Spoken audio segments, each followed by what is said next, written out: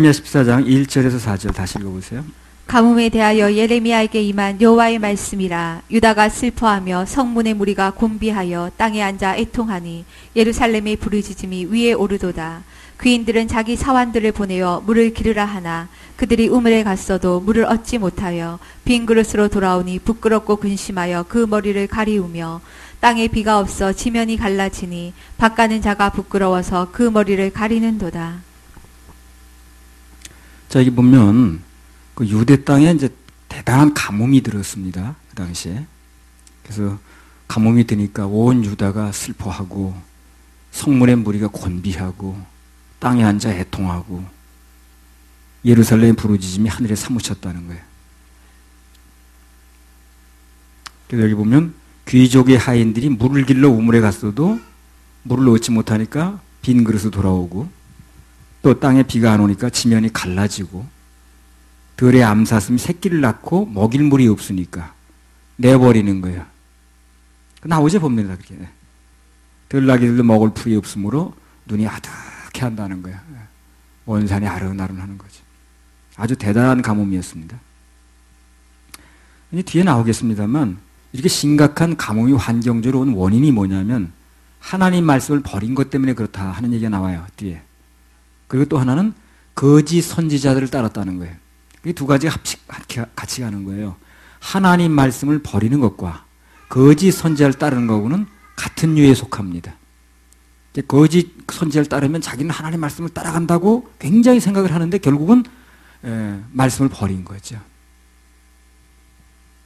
이 부분은 본문이 나중에 또 나올 때 자세하게 말씀드릴게요. 아무튼 간에 우리가 이걸 보면서 알 수 있는 건 뭐냐면 하나님 말씀만 따르지 않고 그 거짓 선지자를 따르는 거에 대해서 하나님께서 너무너무 싫어해 걸려. 거짓 선지자를 따른다는 건 사람을 따르는 거거든요. 말씀을 따르는 게 아니거든요. 하나님께 너무 싫어하시는 거예요. 그래서 우리 구원받은 하나님 자녀들은 오직 말씀만 듣고 하나님 말씀만 듣고 말씀대로 전하는 자만 따르는 거. 그게 이제 재앙을 미리 막는 방법입니다. 그걸 꼭 좀 알 필요가 있어요. 후반부의 본문에 다시 나올 때 또 말씀드린다고 그랬습니다. 자, 14장 5절 한번 읽어보세요. 들의 암사슴은 새끼를 낳아도 풀이 없으므로 내어버리며. 동물이 새끼를 이제 낳고 보호하고 먹이는 건 본능입니다. 그건 누가 학교에서 가르쳐 준 게 아니에요. 근데 오늘 본문에 보면 암사슴이 새끼를 낳아도 풀이 없으니까 새끼를 버리더라는 거거든요. 그러니까 이게 무슨 얘기냐면 본능이 아무리 강해도 환경을 이기지는 못해요. 본능이. 환경이 너무 열악하면 결국 본능이 집니다. 아무리 부모 자식 간이 가까워도 환경이 너무너무 나빠지면 결국은 영향을 다 받거든요. 그래서 긴 병에 효자 없다는 얘기가 나오는 거예요. 그래서 부모 자식 간이라 할지라도 계속 그 병을 오래 앓으면 그 효자가 없어진다는 게 바로 그거거든요. 환경의 영향을 받는다 그 말이에요. 아무리 좋던 사이도 금이 가게 돼 있습니다. 얼마든지 변할 수 있어요. 전에 제가 그 충주에서 목회할 때 우리 교회 나오던 그 최아무개라는 그 사람이 있었어요. 그 사람이 교통사고가 나가지고 사람을 하나 죽게 했습니다. 구속이 됐거든요. 근데 뭐 아마 경찰서에서 무슨 신원보증을 하나 띄우라고 그랬던 모양이라. 그러니까 부인 자매가 우리 교회 나왔는데 그 평소에 남편하고 너무 가깝게 지내던 친구가 있었대요. 그 사람을 전화를 해가지고 그 신원보증 하나 좀 설 수 있겠느냐고 물어보니까 그 사람이 나 그런 사람 잘 기억 안 난다고 그러더래. 그렇게 친한 친구인데 글쎄. 놀러 와서 밥도 같이 먹고 놀러도 같이 다니는 친구인데 그걸 보증을 하나 띄워달라고 그러니까 글쎄 나 그런 친구 잘 기억이 안 나는데 이러더라는 거예요. 그래가지고 교회 와가지고 그럴 수가 없다는 둥 뭐 그냥 펄펄 뛰고 그러더라고. 그거요. 사람이란 존재가 원래 그렇다는 걸 알아야 됩니다. 사람이란 존재가 원래 그래 원래. 그래서 사람은 믿을 게 못 되는 거예요. 사람이란 존재는 원래 자기가 필요하면 안다고 그러고요. 필요 없으면 모른다고 그래요. 그래도 또 사람들 이렇게 믿어. 근데 우리가 믿는 하나님은 절대로 그렇지 않습니다. 자, 시편 50편 15절 한번 읽으세요. 환난 날에 나를 부르라. 내가 너를 건지리니 내가 나를 영화롭게 하리로다. 그래서 평소에 사람들은 평소에 가깝다가도 환난이 오면 멀어진다고 그랬죠. 나한테 무슨 해 끼칠까봐, 부탁할까봐. 근데 하나님께서는 환난 당할 때 오히려 나를 부르라고 그랬어요.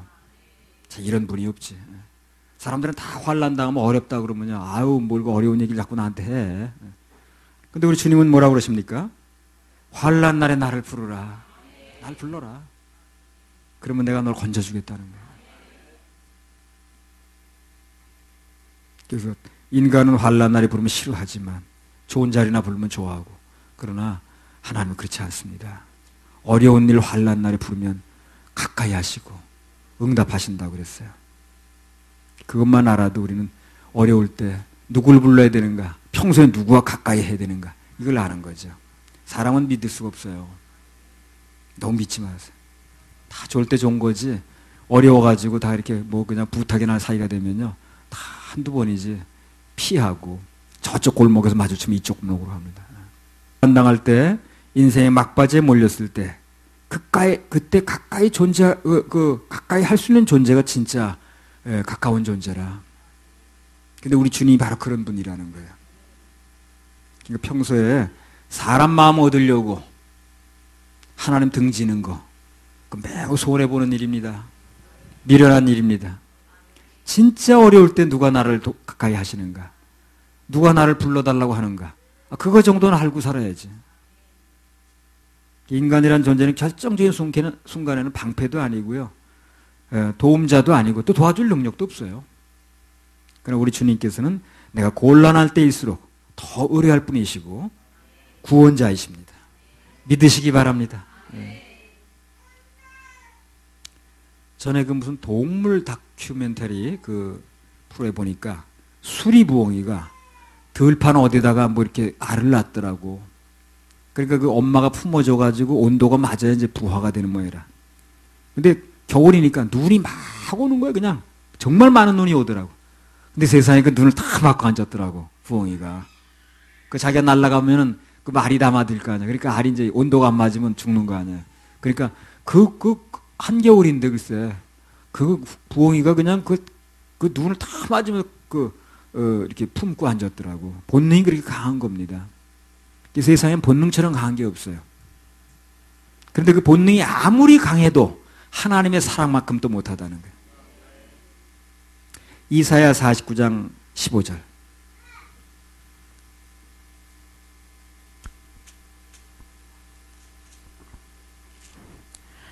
여인이 어찌 그 젖먹는 자식을 잊겠으며 자기 태에서 난 아들을 긍휼히 여기지 않겠느냐. 그들은 혹시 잊을지라도 나는 너를 잊지 아니할 것이라. 여기 여인이 혹시 젖먹는 자식을 잊을지라도 나는 너를 절대 잊지 않겠다. 본능적으로 안 되는 일도 하나님은 해결하시겠다는 거죠. 사슴이 먹을 게 없어서 새끼를 버릴지언정 나는 절대로 너를 버리지 않는다. 이 말은 한마디로 사랑이 본능보다 강하다는 겁니다. 하나님의 사랑이. 이런 말씀이 얼마나 위로가 되는 말씀인지 몰라요. 격려가 되는 말씀인지 모릅니다. 그래서 우리 모든 본능보다도 더 강한, 그것을 뛰어넘는 사랑을 가지고 주님은 우리를 대하십니다. 시편 73편 25절에서 28절.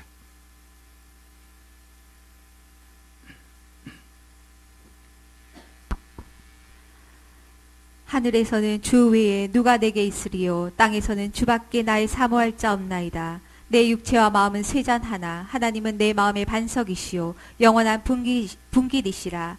대저 주를 멀리하는 자는 망하리니 음녀같이 주를 떠난 자를 주께서 다 멸하셨나이다. 하나님께 가까이함이 내게 복이라. 내가 주 여호와를 나의 피난처로 삼아 주의 모든 행사를 전파하리이다. 그래서 이 모든 걸 다 경험했던 시편 기자가 결론적으로 내린 말이 뭡니까? 하나님께 가까이 하는 것이 내게 최고 복이라는 거예요. 그 이상 복이 없다는 거예요. 그걸 전파하겠다는 겁니다. 그래서 어떤 사람이 고생하면서 깨닫는 건데 말씀을 통해서 미리 깨달으면 고생할 건 미리 방지하고 이 귀한 진리를 얻는 겁니다. 그래서 하나님께 가까이 하는 게 최고 복입니다. 그 복을 놓치지 마세요. 어떤 사람은 이 복이 뭔지 모르다 보니까 사람 가까이 하려고 그러고 뭐 그냥 뭐 권력, 무슨 돈 뭐 이런 거 가까이 하려다 보면 상처만 입는 거야. 찔리기만 하고. 많은 근심으로 자기를 찌른다고 그러잖아. 하나님께 가까이 하는 거 최고 복입니다. 할렐루야. 우리 하나님께 박수 올려드려요. 자, 14장 6절. 들나귀들은 자산 위에 서서 실랑같이 헐떡이며 풀이 없으므로 눈이 아득하여 하는도다. 예. 들나귀들이 자산은 뭡니까? 자산. 나무 없는 산, 민둥산 그런 뜻이에요. 그리고 자산이라고 써는지 모르겠네. 들나귀들이 자산 위에 서가지고 실랑같이 헐떡이며 풀이 없으므로 눈이 아득하여 한다는 겁니다. 예. 동물이 배가 고파서 눈이 아득해 하는 거, 그거는 사람이 알 수 있는 게 아니에요. 하나님만이 아는 거예요. 우리가 동물이 뭐 배가 고파서 아득해 하는지 알아, 그거? 동물의 속사정까지 다 알고 살아요, 우리가? 그래서 하나님께서 다 알고 계시는 거예요. 예. 하나님께서 인간 세계는 물론이고 동물까지 모든 세계를 다 알고 계십니다. 그 모든 것을 그분이 창조하셨습니다. 그때 이제 2013년 9월 달인데요. 첫째 주에 590회 군산 5차 성회를 이제 했거든요. 군산에서. 그때 정아무개가 질문을 했대요. 뭐라고 질문했냐면 레위기 11장에는 토끼가 되새김질을 한다고 나와 있다는 거야. 성경에. 그렇게 나와 있죠. 근데 사실은 과학자들의 말에 의하면 토끼는 되새김질을 하지 않는다는 거야. 그게 어떻게 된 거냐. 그런 질문을 했답니다. 우리 사역자한테. 있었던 일에 싫어합니다. 다 이거. 그럼 그 사람은 뭘 믿는 거예요, 지금요? 말씀을 믿는 거예요? 과학자 말을 믿는 거예요? 과학자 말을 더 믿는 거지. 그걸 근거로 해서 하나님 말씀을 뒤집겠다고 얘기를 하는 거예요. 하나님 말씀을 근거로 해서 그걸 눌러야 되는데, 그런 말들을. 그렇죠? 그 말을 근거로 잡고 하나님 말씀이 잘못됐다고 얘기를 하는 거거든. 뭘 믿느냐 하는 이제 그런 얘기가 나오는 거예요. 그 사람은 하나님 말씀을 믿는 게 아니라 과학자 말, 더 쉽게 말하면 사람 말을 믿는 거야. 사람 말을 근거로 쥐고 하나님 말씀 잘못했다고 뒤집는 거지. 성경은 과학으로 증명하라고 그러면 안 됩니다. 성경은 인간의 과학 너머에 있는 초과학이에요. 과학으로 재단할 수 없어요. 예를 하나 들어보겠습니다. 창세기 30장 37절부터 39절.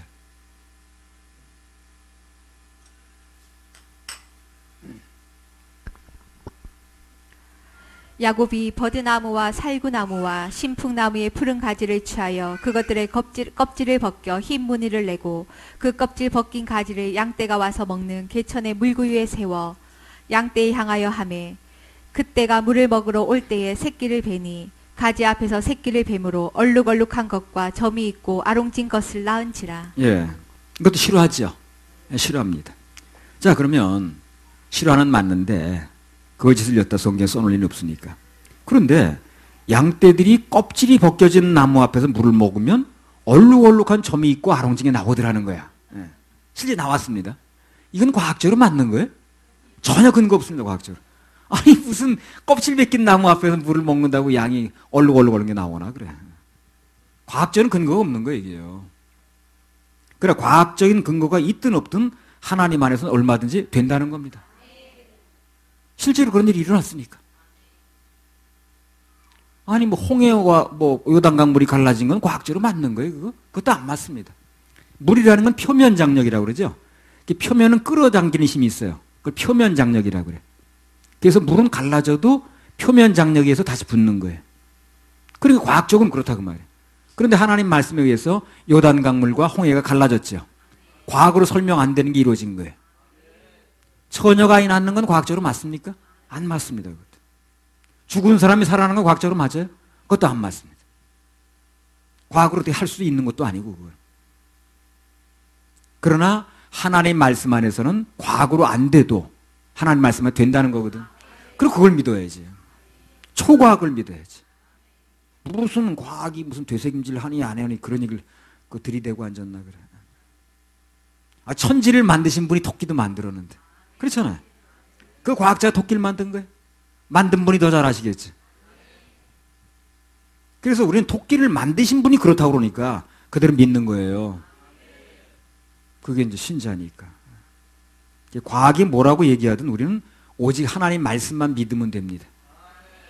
하나님 말씀은 초과학적이지 과학을 넘어 있는 것이 비과학적이 아니에요. 그래서 죽은 사람이 살아나는 거, 갈라진 물이 도로 그냥 물이 갈라져 가지고 건너가는 거, 처녀가 아이를 낳는 거, 그런 거 다 비과학처럼 보여도 그러나 하나님 안에서는 초과학입니다. 과학을 넘어서 가능한 거예요. 아이고, 나도 어렸을 때 우리 토끼 길러봤지만 되새김질 하던데 왜 그래? 하더만. 계속 뭔가 그냥 오물오물하고 있더만. 그건 뭘 어느 과학자 그런 십단 얘기를 해가지고 그래. 우리 멀쩡한 청년 하나게 망쳐놓나 그래. 아유. 그리고 여기서 하나님께서 말씀하시는 이 되새김질은요, 꼭 음식을 씹었다가 다시 넘겨서 다시 씹는 걸 말하는 게 아닐 수도 있습니다. 이건 영적인 뜻이 강하거든, 이건. 영적으로 말씀을 되새김질하는 뜻이 강하거든. 아무튼 우리는 세상이 뭐라고 하든 오직 하나님 말씀만 믿으면 돼요.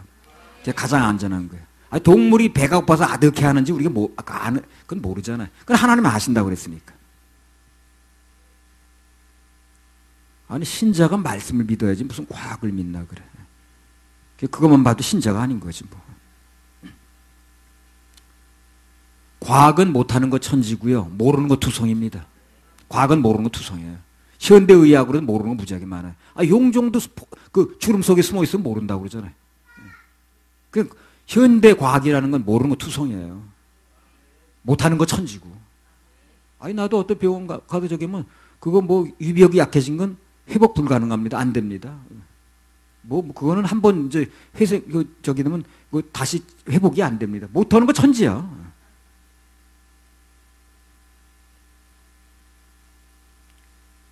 과학 가지고 들이대면요, 닭이 먼저인지 알이 먼저인지도 몰라. 밤새도록 따져. 알이 먼저지. 그 알은 어디서 났는데? 닭이 났지. 그 닭은 어디서 났는데? 알에서 났지. 알은 누가 났는데? 닭이 났지. 밤새도록 계속 끝이 안 나는 거예요, 그게. 과학으로 하면.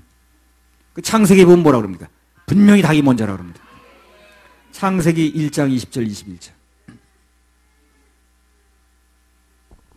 하나님이 가라사대 물들은 생물로 번성케 하라. 땅 위 하늘의 궁창에는 새가 나르라 하시고 하나님이 큰 물고기와 물에서 번성하여 움직이는 모든 생물을 그 종류대로 날개 있는 모든 새를 그 종류대로 창조하시니 하나님이 보시기에 좋았더라. 날개 있는 모든 새를 종류대로 창조하는 거죠.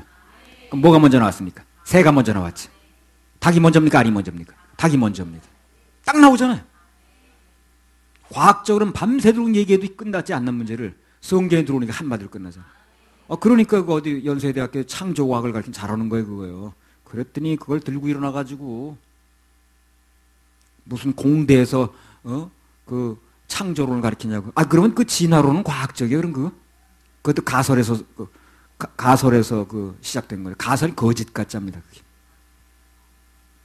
아무튼 그래서 신자는 세상 잡다한 지식보다 오직 하나님 말씀만 믿으면 그러면 되는 것입니다. 할렐루야. 우리 하나님께 박수 올려드려요.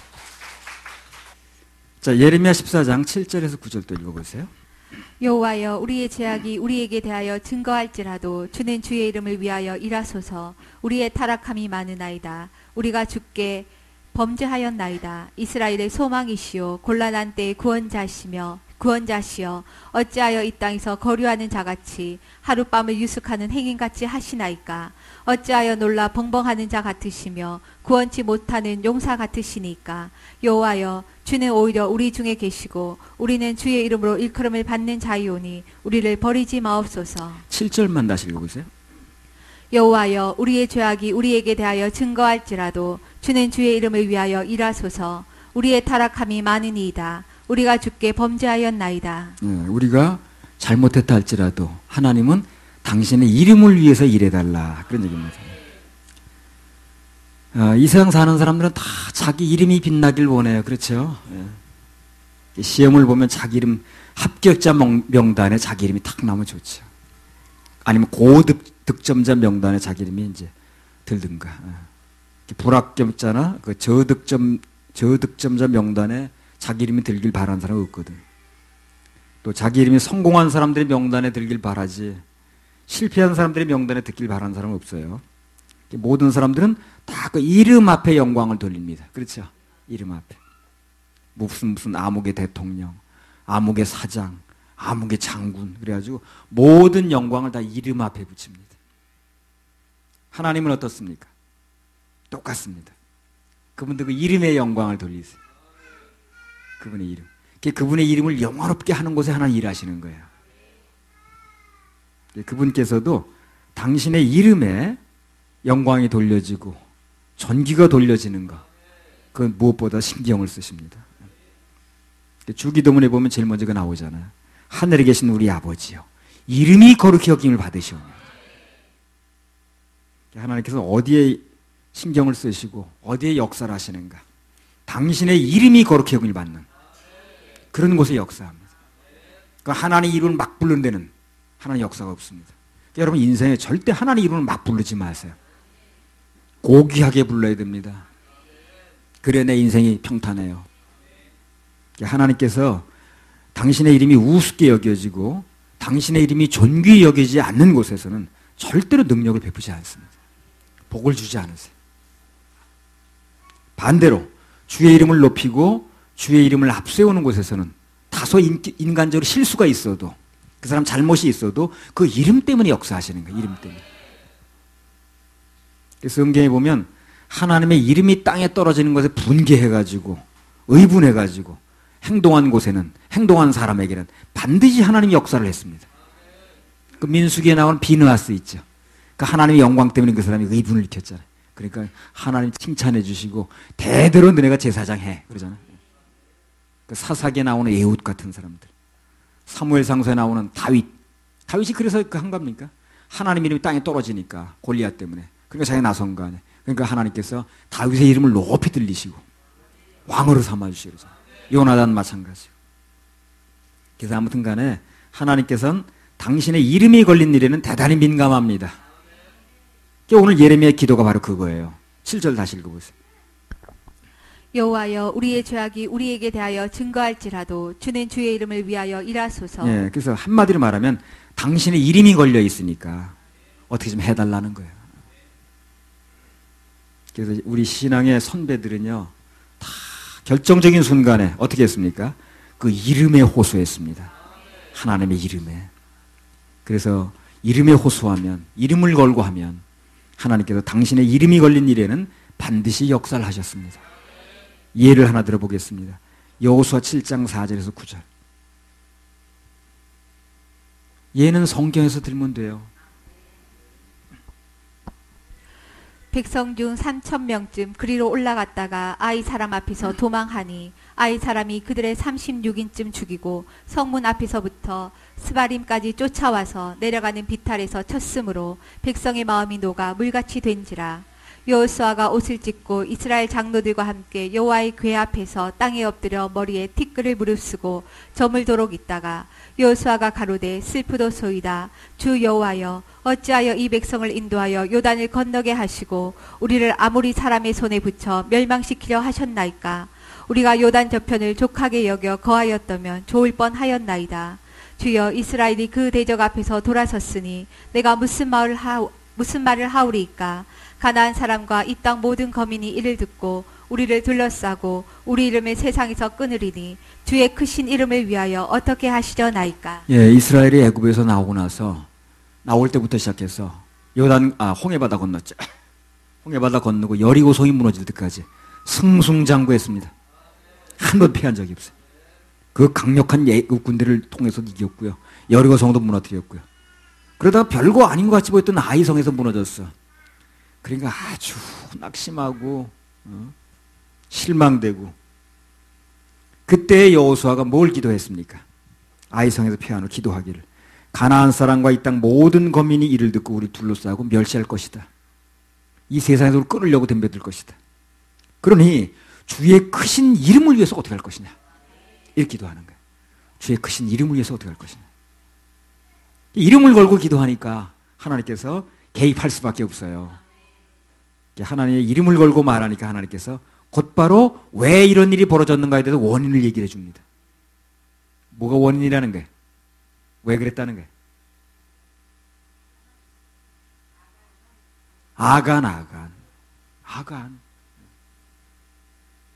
아간의 죄 때문에 그랬다 알려주는 거예요. 골짜기에서 데려가 멸하라고 그러죠. 해결책까지 얘기했습니다.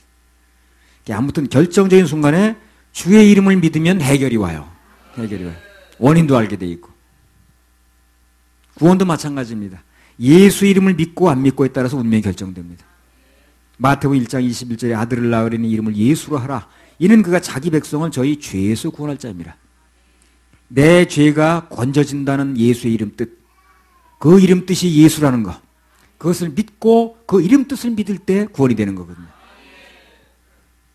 예수의 이름 뜻을 정확하게 알고 믿으면 그러면 문자 그대로 죄에서 구원이 되는 겁니다. 그 인생에서 최대 역사가 일어납니다. 죄 사함 받고 천국 가는 것만 큰 역사가 없거든. 그래서 그 모든 것이 예수의 이름 때문에 된다는 겁니다. 이름에 달렸다는 거예요. 그래서 인생에서 일어난 모든 문제, 구원받는 것부터 시작해서 어떤 일이든지 그분의 이름을 붙들고, 그러지 않으면 평소에 그분의 이름에 영광을 돌려야죠. 이름을 그냥 헌신약자에 버렸던 사람이 갑자기 이름을 불러서 되는 게 아니죠. 평소에 우리는 예수의 이름을 아주 존귀하게 여기고 영광 돌려드리고 그 이름 앞에 무릎을 꿇고, 오라 너희가 여호와 이 이름 앞에 무릎을 꿇으라 그러죠. 그러니까 주의 이름을 경외하는 마음이 있어야 돼요. 그러면 내 인생에 어려움이 왔을 때도 그 이름의 덕을 볼 수 있습니다. 자, 예레미야 14장 8절. 이스라엘의 소망이시오 곤란한 때의 구원자시오 어찌하여 이 땅에서 거류하는 자같이 하룻밤을 유숙하는 행인같이 하시나이까. 자, 예레미야가 하나님을 향하여 뭐라고 말했습니까? 이스라엘의 소망이라고 그랬습니다. 곤란할 때 구원자라고 그랬어요. 참 정확히 보는 거죠. 우리 소망은 하나님이세요. 내 곤란할 때 구원자는 그분이십니다.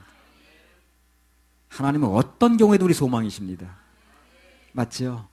어떤 경우에도 우리 소망이세요, 그분은.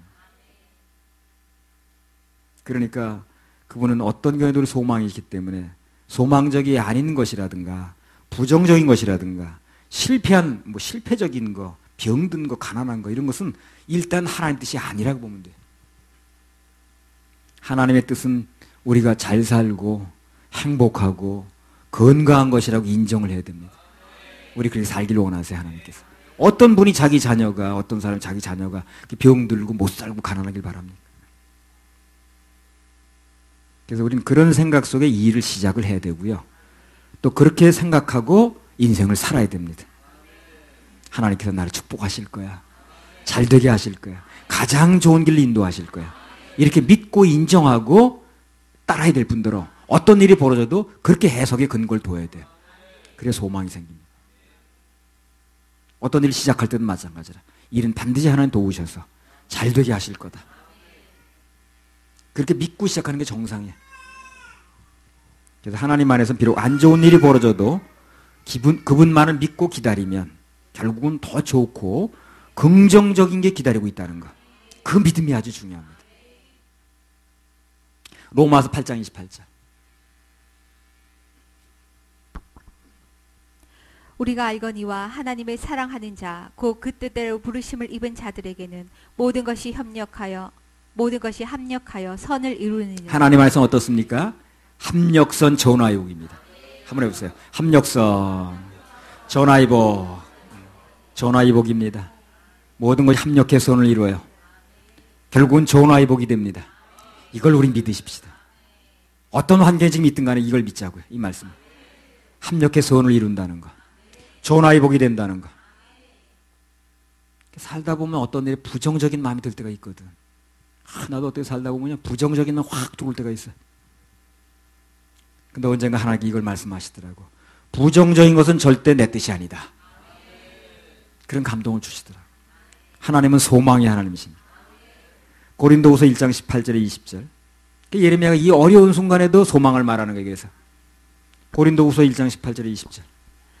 하나님은 미쁘시니라. 우리가 너희에게 한 말을 예하고 아니라 함이 없노라. 우리고 나와 실로아노와 디모데로 말미암아 너희 가운데 전파된 하나님의 아들 예수 그리스도는 예하고 아니라 함이 되지 아니하였으니 저에게는 예만 되었느니라.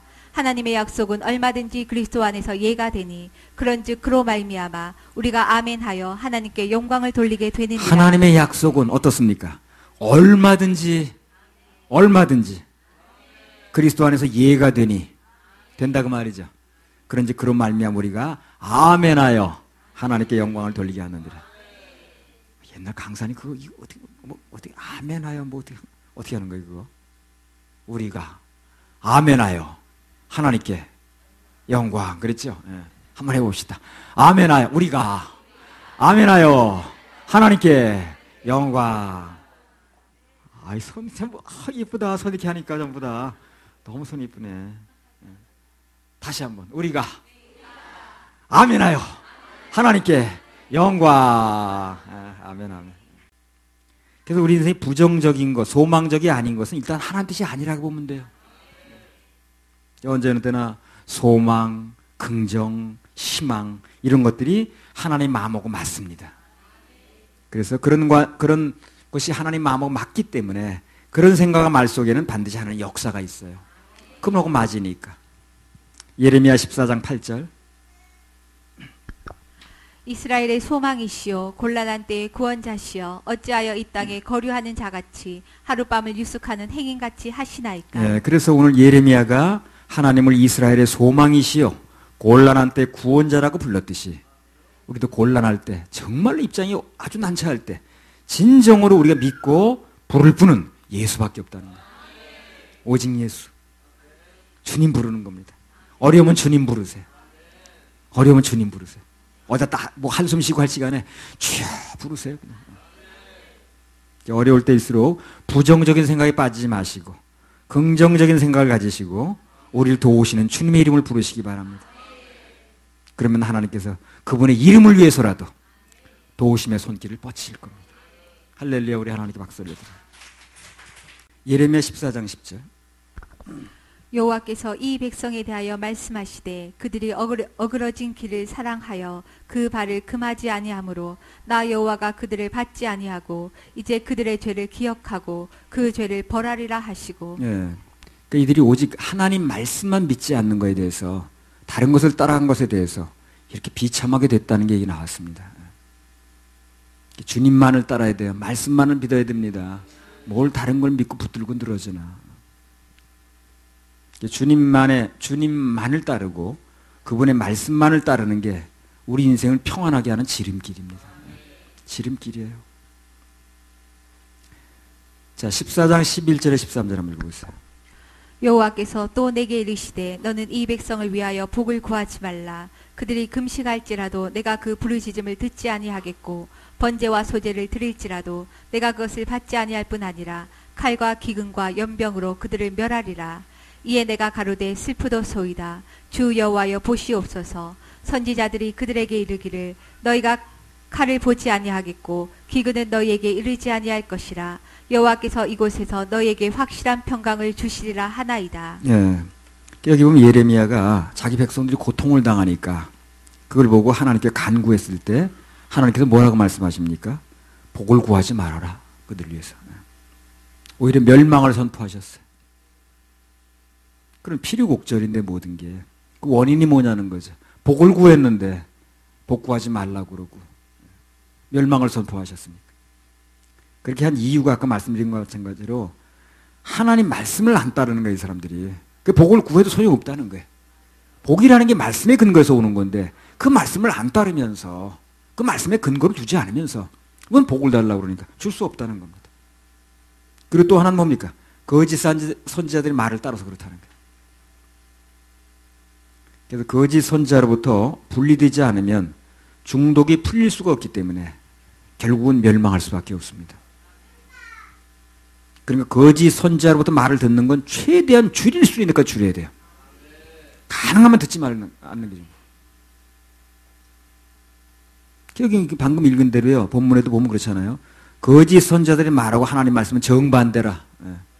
하나님은 다 멸하신다는데 거짓 선지자들은 뭐라 그래? 칼을 보지 않는다고 그랬죠.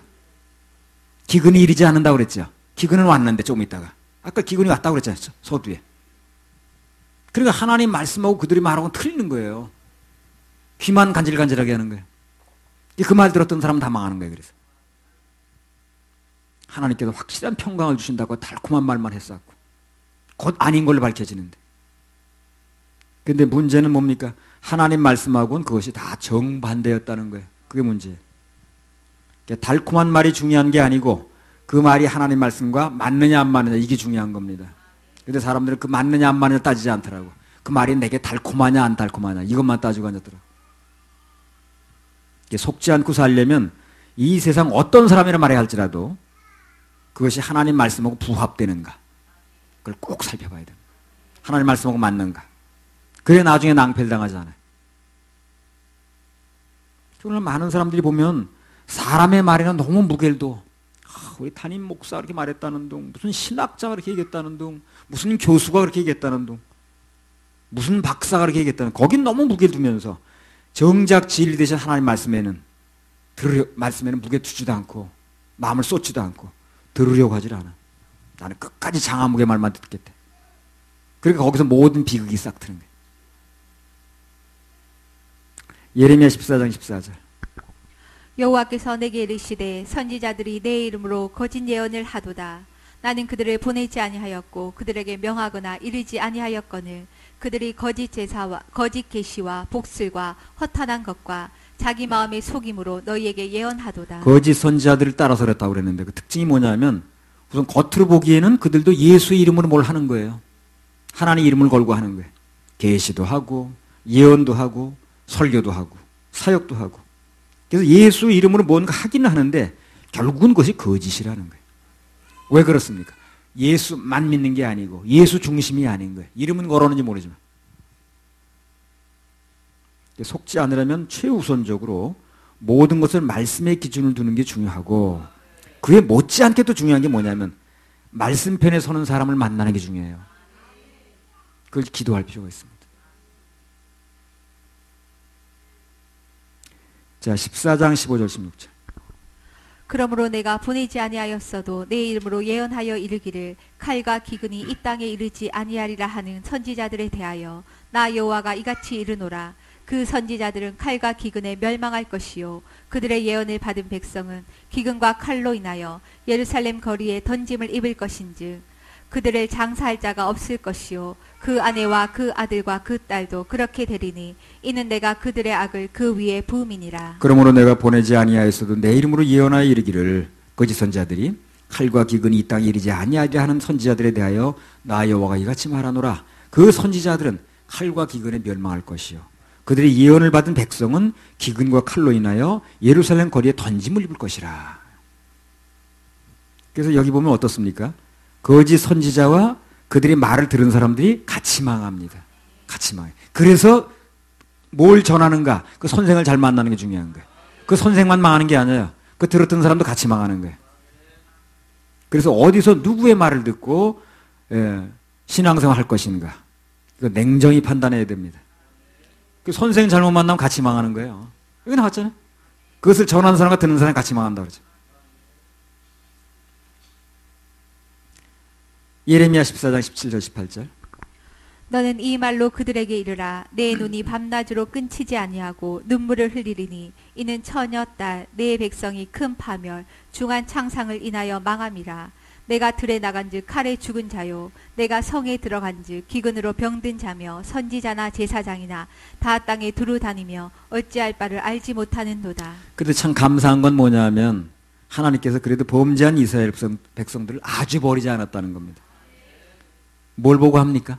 예레미야를 통해서 다시 한번 경고하는 걸로 봐서 아직은 기회를 주겠다는 거죠. 그래서 아직도 하나님께서 그들을 버리지 아니하시고 기회를 주신다는 의미로 선지자를 보내서 자꾸 얘기하게 하는 거예요.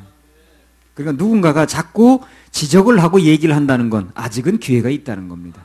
버림은 그런 얘기 하지 않아요.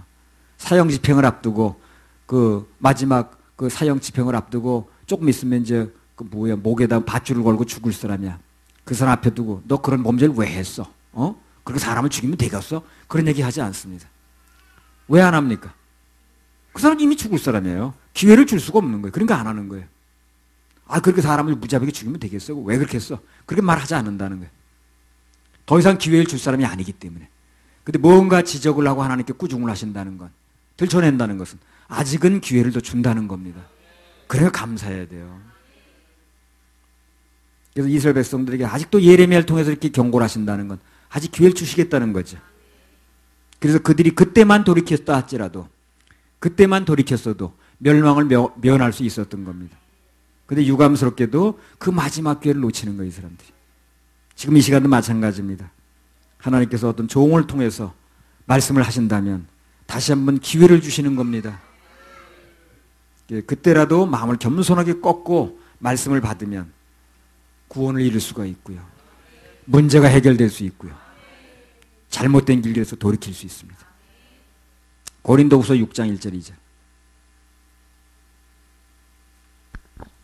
우리가 하나님과 함께 일하는 자로서 너희를 권하노니 하나님의 은혜를 헛되이 받지 말라. 가라사대 내가 은혜 베풀 때에 너를 듣고 구원의 날에 너를 도왔다 하셨으니 보라 지금은 은혜 받을 만한 때요 보라 지금은 구원의 날이로다. 현재가 중요합니다.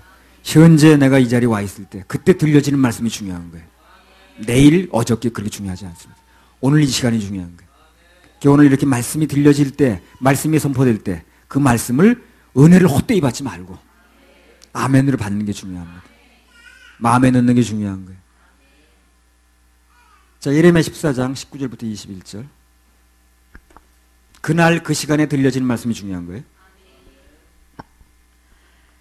주께서 유다를 온전히 버리시나이까 주의 심령이 시온을 싫어하시나이까 어찌하여 우리를 치시고 치료하지 아니하시나이까 우리가 평강을 바라도 좋은 것이었고 치료받기를 기다려도 놀람을 보나이다. 여호와여 우리가 우리의 악과 우리 조상의 죄악을 인정하나이다. 우리가 주께 범죄하였나이다. 주의 이름을 위하여 우리를 미워하지 마옵소서. 주의 영광의 위를 욕되게 마옵소서. 우리와 세우신 주의 언약을 기억하시고 패하지 마옵소서. 예, 그래서 하나님께서 그렇게 멸망을 예고하시니까 이스라엘 백성들이 결국 뭘 얘기를 합니까? 주의 이름을 위하여 우리를 미워하지 마세요. 아무리 죄를 많이 지었어도 그래도 끝까지 붙들 건 이름밖에 없어요. 예수밖에 없습니다. 예수의 이름. 주의 이름, 예수라는 이름 뜻 자체에 자기 백성을 저희 죄에서 구원한다는 뜻이 있거든. 어떤 일이 벌어져도 끝까지 붙들 건 예수 이름밖에 없습니다. 죄뿐만 아니고 우리 삶 속의 모든 문제도 그 이름은 건져주실 능력이 있어요. 로마서 10장 13절에 누구든지 주의 이름을 부르면 구원을 얻는다 그러잖아요. 자, 예레미야 14장 22절 읽으세요. 열방에 허무한 것 중에 능히 비를 내리게 할 자가 있나이까 하늘이 능히 소나기를 내릴 수 있으리이까 우리 하나님 여호와여 그리하는 자가 주가 아니시니까 그러므로 우리가 주를 앙망하옵는 것은 주께서 이 모든 것을 만드셨음이니이다. 예, 그래서 가뭄 아까 얘기했는데 서두에 가뭄이나 홍수나 천재지변 그것은 인간의 힘으로 어쩔 수 없습니다. 과학의 힘으로도 어쩔 수 없어요. 자연 앞에서는 한없이 약한 게 인간입니다. 그래서 인간으로 도저히 불가능한 것을 하나님께서는 하신다. 이게 예레미야 14장의 지금 주제예요. 주제. 그래서 어떤 경우에도 말씀을 받고 말씀을 붙잡으라는 거예요. 그분의 이름의 모든 걸 걸라는 겁니다. 이 시간에도 인간적인 모든 수단 방법 다 내려놓고 오직 주님만 바라보면 죄로부터 구원도 되고 우리 모든 인생 문제도 그분이 해결을 하신다는 겁니다. 할렐루야. 우리 하나님께 박수 올려드려요.